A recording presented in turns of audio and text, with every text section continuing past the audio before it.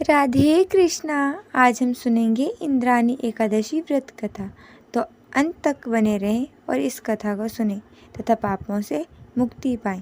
धर्मात्मा युधिष्ठिर कहने लगे, हे भगवान, अश्विनी कृष्ण एकादशी का क्या नाम है, इसकी विधि तथा फल क्या है, सो कृपा करके कहिए। भगवान श्री कृष्ण कहने लगे, इस एकादशी का नाम इंद्राणी एकादशी है। यह पापों को नष्ट करने वाली तथा पितरों को अधोगति से मुक्त करने वाली होती है।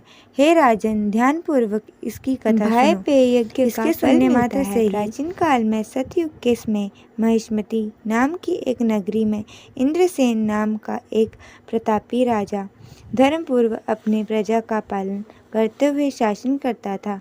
वह राजा पुत्र पौत्र और धन आदि से संपन्न और विष्णु का परम भक्त था।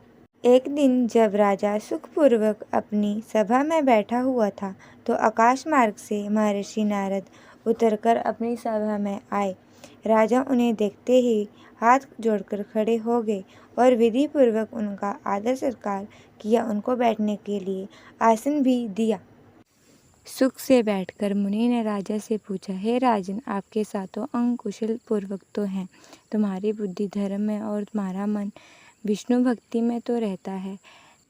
देव ऋषि नारद की ऐसी बातों को सुनकर राजा ने कहा, हे महर्षि, आपकी कृपा से मेरे राज्य में सब कुशल है तथा यहाँ यज्ञ कर्मादि सुकृत हो रहे हैं। आप कृपा करके अपने आने का कारण बताइए। तब महर्षि कहने लगे, हे राजन, आप आश्चर्य देने वाले मेरे वचनों को सुने। मैं एक समय ब्रह्मलोक से यमलोक को गया। वहाँ श्रद्धापूर्वक यमराज से पूजित होकर मैंने धर्मशील और सत्यवान धर्मराज की प्रशंसा की। उसी धर्मराज की सभा में महाराज ज्ञानी और धर्मात्मा तुम्हारे पिता को एकादशी का व्रत भंग होने के कारण देखा। उन्होंने संदेश दिया है, सो मैं तुम्हें कहता हूँ। उन्होंने कहा है कि पूर्व जन्म में कोई विघ्न होने के कारण मैं यमराज के निकट रह रहा हूँ। सो हे पुत्र, यदि तुम अश्विन कृष्ण इंद्राणी एकादशी का व्रत मेरे निमित्त करो तो मुझे स्वर्ग की प्राप्ति हो सकती है। इतना सुनकर राजा कहने लगे, हे महर्षि, आप इस व्रत की विधि मुझे कहिए।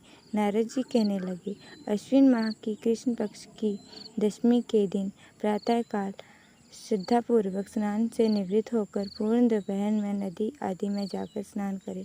फिर श्रद्धापूर्वक पितरों का श्राद्ध करें और एक बार भोजन करें।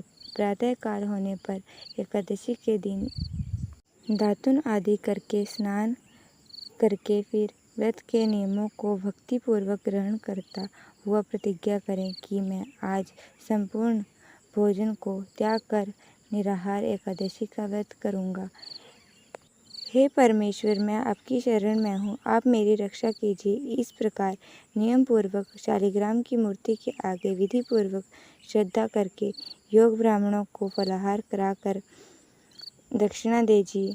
पितरों के श्रद्धा से जो बच जाए उसको सूंघकर गौ माता को धूप दीप गंध आदि सब सामग्री से ऋषिकेश भगवान का पूजन करें।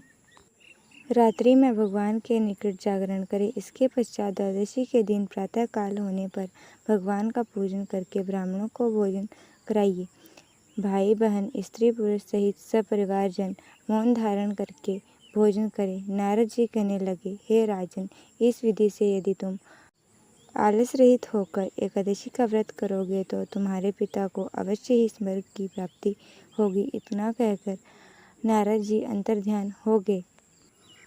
नारद जी के कथनानुसार राजा द्वारा अपने दासों सहित व्रत करने पर आकाश से पुष्पों की वर्षा हुई तथा राजा का पिता गरुड़ पर बैठकर विष्णु लोक को गया। राजा इंद्रसेन मृत्यु के पश्चात स्वर्ग को गए। हे युधिष्ठिर, इस इंद्राणी एकादशी के व्रत का महत्व मैंने तुम्हें कहा।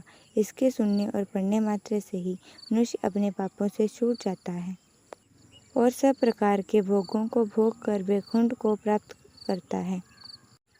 हमने ये वीडियो सिर्फ आपके लिए बनाई है ताकि आप सबको इंद्राणी एकादशी व्रत कथा का महत्व और व्रत के बारे में ज़रूर पता लगे। प्लीज़ हमारी वीडियो को लाइक, शेयर और चैनल को सब्सक्राइब करें।